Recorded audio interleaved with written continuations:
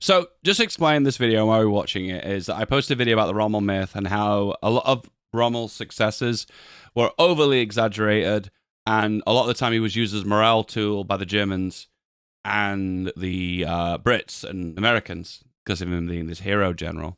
The part that I don't fully understand is, what was his role in France? How pivotal was his role in France? So I want to know if his accomplishment with that one tank division in France is worthy of Rommel being this great general. Let's find out. All right, reaction content. Yes, and I am Erwin Rommel's assistant, Candy. And this is Sabaton History.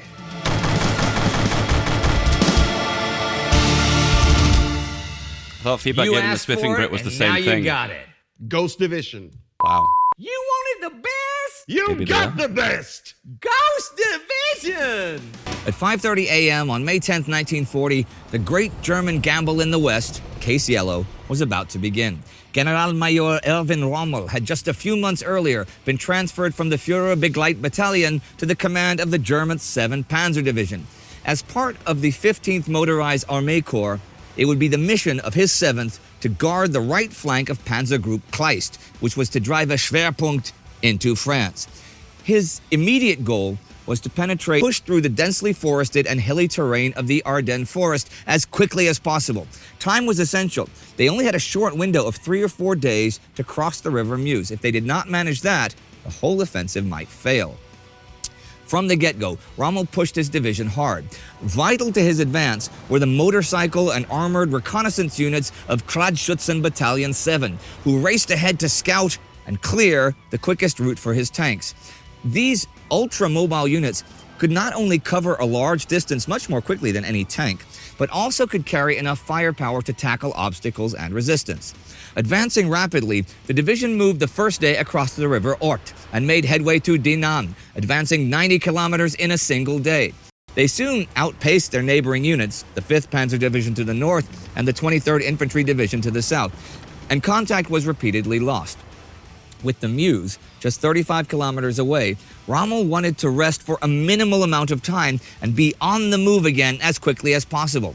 Looking neither left nor right, he raced ahead with his forward units of his tanks, keeping close contact only with his reconnaissance units. At Dinant, they smashed through a strong French force, and the 7th got its first real taste of armored combat. By the afternoon of the 12th, his forces had already reached the mighty River Meuse.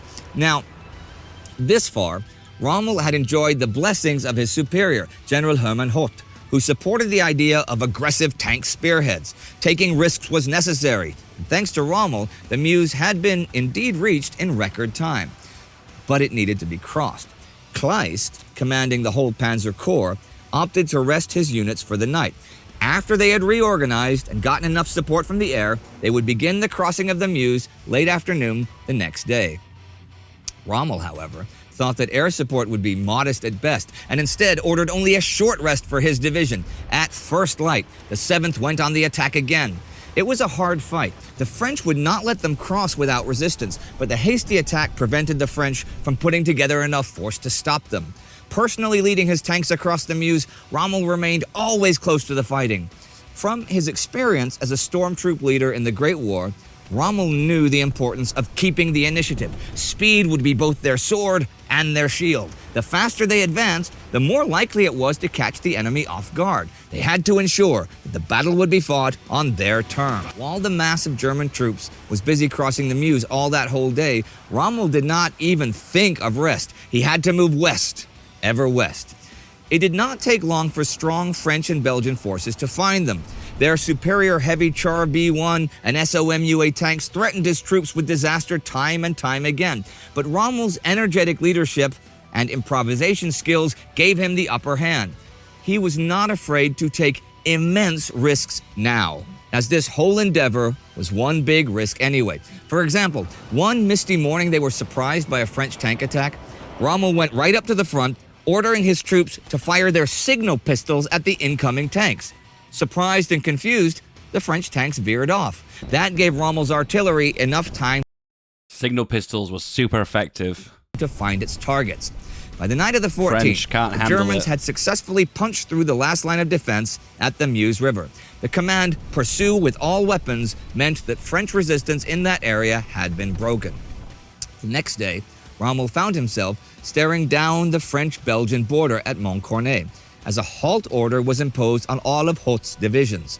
They were standing in front of the extended Maginot Line. It was not as well fortified as the Maginot Line to the east and south, but still dangerous enough that they were given the direct order to not risk the tanks and leave it to the infantry to break through.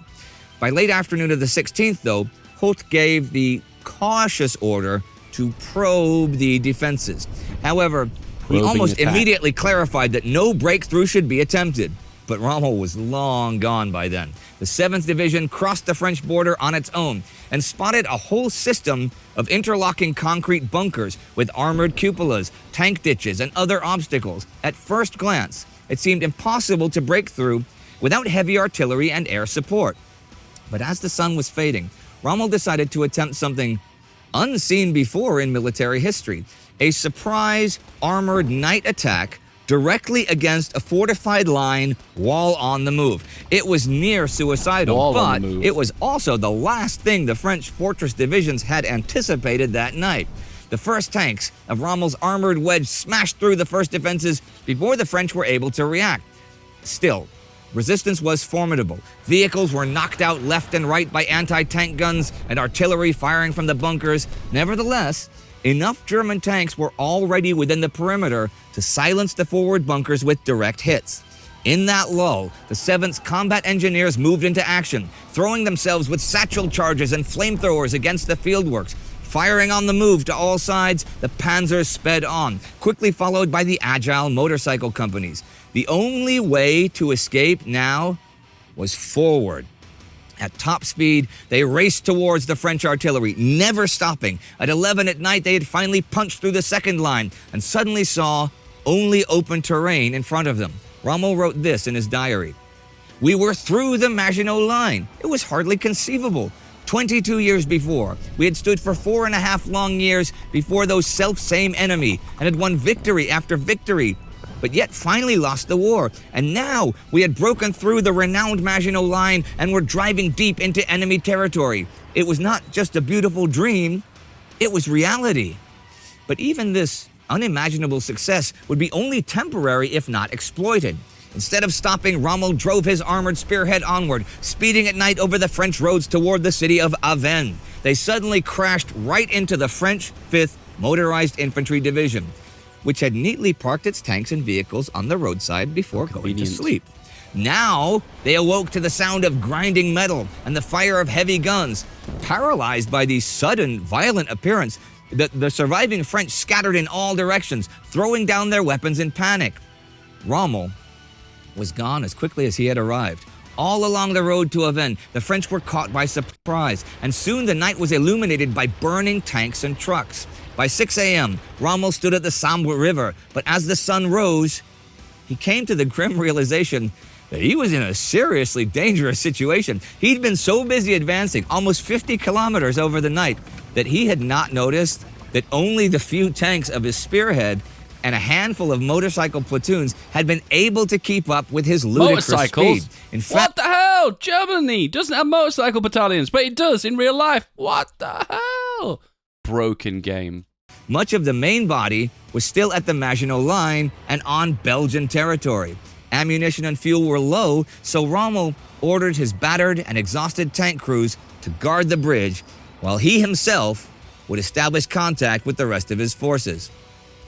It must have dawned on him that his daring exploit had left his forces isolated in the midst of enemy territory. So, pedal to the metal, the crew of his armored command vehicle raced back along the same road back to the east. News spread fast. French soldiers spoke of a German breakthrough, causing further chaos and confusion. French high command tried to make sense of the reports, which seemingly multiplied the advancing forces by the hour. No one knew where this German Thanks for the division fight, bro. I was really or what appreciate it it. had Thank you so planned. much. So Honestly, this you're amazing. operation earned the 7th Panzer Division the French nickname La Division Fantôme, the Ghost Division. On his way back, Rommel encountered whole columns of confused directionless French soldiers whose officers did not know how to react to the news. It could not have helped that suddenly a German armored vehicle was racing towards them from the other direction, firing wildly and scattering them off the road. Rommel ordered his driver not to stop for anything, but suddenly they were behind a large column of trucks moving towards the... Think about that for a second. How do you know you're the one division that actually made it through? Because my thought would be, is we've made a breakthrough here. Let's hope that they realize we made the breakthrough and there's many other troops funneling behind me to fill out this gap that we made in the front line. But then there's a thought in your brain.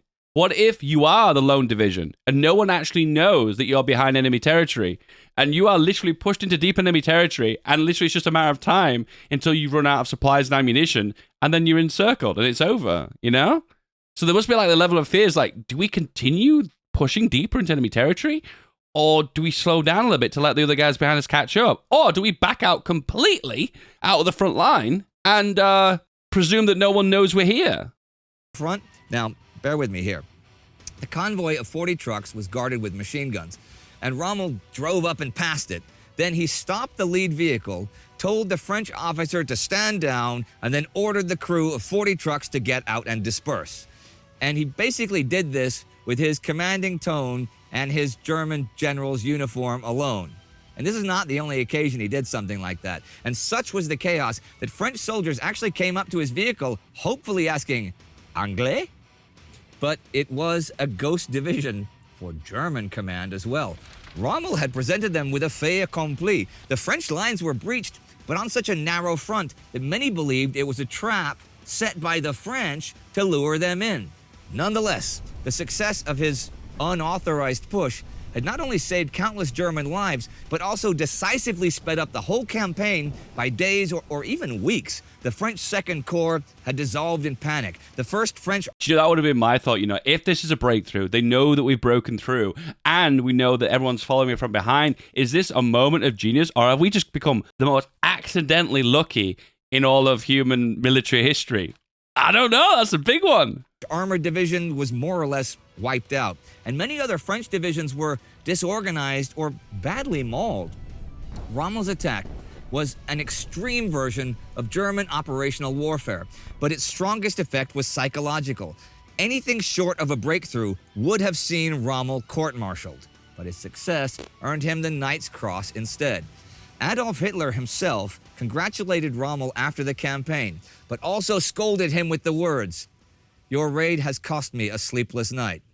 Hitler was certainly not the only one. It does sound like, from what he's saying, that his division was significant, and he wasn't just one of many other tank divisions doing the same thing. It sounds like his did make a significant breakthrough. There's a part of me sometimes, when you look back on history, you think to yourself, when people got unbelievably lucky, were they skilled, or were they just ridiculously borderline mentally ill and fearless? You know what I mean? Sometimes I feel like sometimes it creates a crazy person to be able to take a stupid risk. And was Rommel the most fearless, risky guy possible to push forward like he did? Or was he absolutely batshit mad? No, that was pretty cool though. I actually really enjoyed the history behind that. And actually, it does restore some of my faith in Rommel, you know. Once again, as I said to you, I'll lean back on what I previously said. Was Rommel a little bit mad to the stage he was fearless, that he managed to get or was he unbelievably lucky? Was it a combination of everything? Was he skilled? Was he mad? And was he lucky? Was it the perfect storm? I don't know. I think that's pretty cool. Anyway, guys, apart from that, don't forget to like and subscribe. I'll see you later.